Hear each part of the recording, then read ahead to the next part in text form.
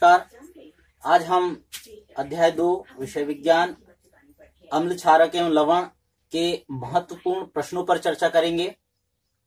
अभी तक हमने इस पाठ के लगभग सभी कंटेंट को कवर किया हुआ है। आज हम इसके लघुत्तरी, अति लघुत्तरी प्रश्नों पर चर्चा करेंगे, जो कि परीक्षा की दृष्टि से बहुत महत्वपूर्ण होते हैं। लगभग सारे कंटेंट कवर हुए हैं, लेकिन फिर भी कुछ प्रश्न ऐसे हैं जो लगता है कि ये छूट गए हैं, तो इन पर हम चर्चा करेंगे। तो आइए देखते हैं कौन कौन से महत्वपूर्ण प्रश्न हैं। अति लघुत्तरी प्रश्न में देखेंगे तो सबसे पहले अम्ल किसे कहते हैं, क्षारक किसे कहते हैं, क्षार क्या है, तनुकरण किसे कहते हैं, अम्लीय वर्षा क्या है, क्रिस्टलीकरण से आप क्या समझते हैं, क्रिस्टलन जल क्या होता है, पीएच स्केल किसे कहते हैं, अम्ल का जलीय विलयन विद्युत का चालन करता है क्यों, शुष्क HCl गैस शुष्क लिटमस पत्र का रंग क्यों नहीं बदलती। तो इसमें से ज्यादातर प्रश्न हमारे कवर हो गए हैं वीडियो के द्वारा, लेकिन कुछ प्रश्न ऐसे हैं जो कि कंफ्यूजिंग है और आपके लिए आपको बनाने में थोड़ा सा दिक्कत कर सकते हैं। तो चलिए चर्चा करते, खासकर क्षारक किसे कहते हैं और क्षार क्या होते हैं। लगभग दोनों ही प्रश्न एक जैसे हैं, पर इनमें थोड़ा सा अंतर होता है।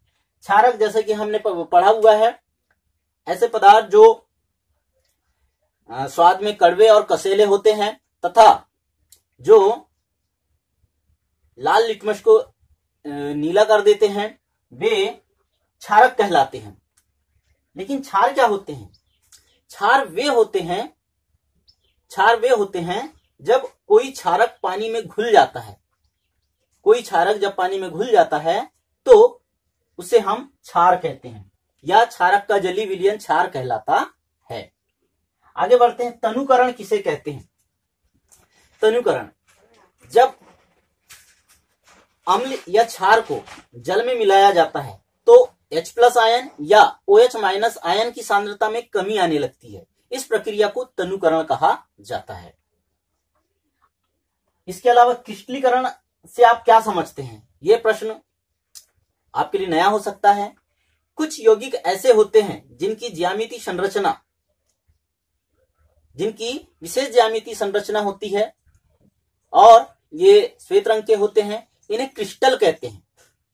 रंग इनका दूसरा भी हो सकता है, लेकिन इनकी विशेष ज्यामितीय संरचना होती है जिन्हें क्रिस्टल कहा जाता है। क्रिस्टल बनाने की प्रक्रिया को ही क्रिस्टलीकरण कहा जाता है।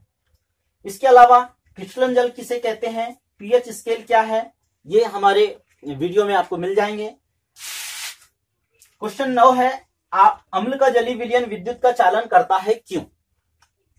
विद्युत चालन करने के लिए यह आवश्यक है कि उसमें आयन मुक्त हो, और अम्ल को जब हम जलीय विलयन में घोलते हैं तो वह H+ आयन मुक्त करता है। तो स्वाभाविक है कि अम्ल का जलीय विलयन जो होगा वो विद्युत का चालन करेगा। शुष्क HCl गैस शुष्क लिटमस पत्र का रंग क्यों नहीं बदलती। शुष्क HCl गैस शुष्क लिटमस पत्र का रंग इसलिए नहीं बदलती क्योंकि इस स्थिति में वह H+ आयन मुक्त नहीं करता है। इसके अलावा अब हम लघुत्तरी प्रश्न पर चलते हैं।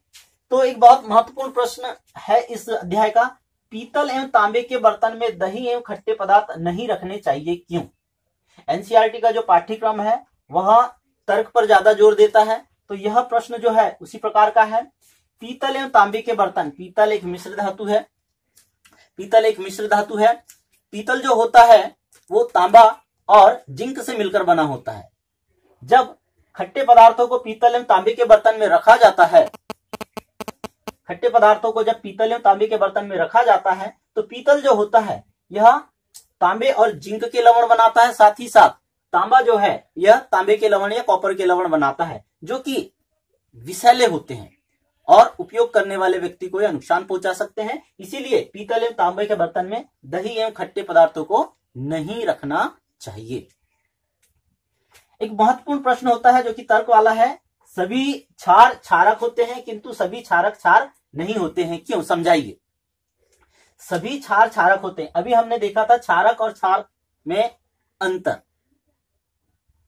तो क्षारक जो कि जिनका स्वाद कड़वा एवं कशेला होता है और जो लाल लिटमस पत्र को नीला कर देते हैं, ये क्षारक कहलाते हैं। और क्षार क्या होते हैं? ऐसे क्षारक जो जल में घुल जाते हैं या जिनका जली विलयन, क्षारक का जली विलयन क्षार कहलाता है। ऐसे क्षारक जो जल में घुल जाते हैं वो क्षार कहलाते हैं। तो सभी क्षारों का निर्माण किससे हो रहा है? क्षारकों से हो रहा है। लेकिन सभी क्षारक जो होते हैं वो जल में नहीं घुलते। यही कारण है कि सभी क्षार क्षारक होते हैं, सभी क्षार क्षारक होते हैं, किंतु सभी क्षारक क्षार नहीं होते हैं। एक महत्वपूर्ण प्रश्न, अम्ल क्षार में अंतर लिखिए। इसका वीडियो हमने बनाया है, आप उसे जरूर देखें। एक और प्रश्न है, अम्ल को तनुकृत करते समय यह क्यों कहा जाता है कि अम्ल को जल में मिलाया जाना चाहिए, न कि जल को अम्ल में? देखिए, इसका उत्तर है अम्ल एवं जल की जो क्रिया होती है वह अत्यंत उष्माक्षेपी होती है। अर्थात जब दोनों को मिलाया जाता है तो उष्मा बाहर निकलती है।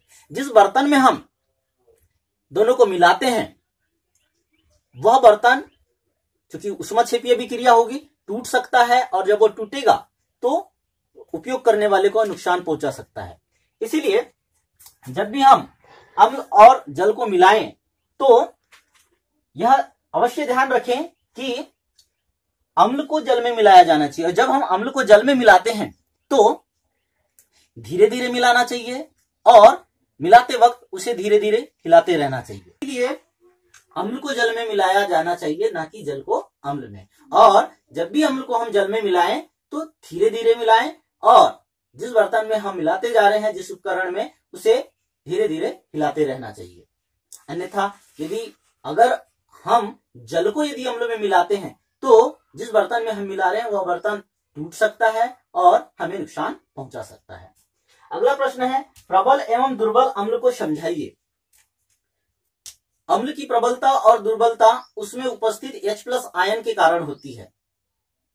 जिस विलयन में H+ आयन अधिक होते हैं वह प्रबल अम्ल होता है और जिसमें H+ आयन कम होते हैं वह दुर्बल अम्ल होता है। प्रबल अम्लों में आप देखेंगे सल्फ्यूरिक अम्ल है, हाइड्रोक्लोरिक अम्ल है, नाइट्रिक अम्ल होता है। जबकि दुर्बल अम्लों में एसिटिक अम्ल हो गया, फार्मिक अम्ल हो गया आदि होते हैं। प्लास्टर ऑफ पेरिस को आर्द्रता रोधी बर्तन में रखा जाना चाहिए क्यों? हमने इसका वीडियो बनाया हुआ था। प्लास्टर ऑफ पेरिस का निर्माण कॉपर सल्फेट से होता है और प्लास्टर ऑफ पेरिस जो होता है ये आर्द्रता ग्राही होता है और जब ये आर्द्रता ग्राही होता है तो नमी को सोख कर यह काफी कठोर हो जाता है। यही कारण है कि प्लास्टर ऑफ पेरिस को हमेशा आर्द्रता रोधी बर्तन में रखे जाने की सलाह दी जाती है। उदासीनीकरण अभिक्रिया किसे कहते हैं? क्लोर क्षार अभिक्रिया क्या होती है? इस पर हमने वीडियो बनाया हुआ है, आप वीडियो को देख के इनका आंसर लिख सकते हैं। उसी प्रकार से सूचक कितने प्रकार के होते हैं? निम्न यौगिकों के दो उपयोग लिखिए, जिसमें खाने का सोडा, धावन सोडा। पीएच स्केल के उपयोग लिखिए। विरंजक चूर्ण व प्लास्टर ऑफ पेरिस का सूत्र लिखकर दो उपयोग लिखिए। इन सारे प्रश्नों पर हमने वीडियो बनाया हुआ है, आप उन वीडियो को देखें और इन प्रश्नों के आंसर खोजें। हमने जिन प्रश्नों को अभी समझाया है उसमें क्षार क्या होते हैं, तनुकरण और क्रिस्टलीकरण से आप क्या समझते हैं, ये सारे प्रश्नों को हमने समझाया हुआ है। साथ ही साथ अम्ल को तनुकृत करते समय यह क्यों कहा जाता है कि अम्ल को जल में मिलाया जाना चाहिए, प्रबल एवं दुर्बल अम्ल, ये सारे प्रश्नों को अभी मैंने समझाया। आप वीडियो को रोक के आप इसके आंसर लिख सकते हैं। बाकी शेष जो प्रश्न है उसके लिए आप जो वीडियो बनाए गए हैं उस पर जाके आप उनके आंसर नोट कर सकते हैं। Thank you.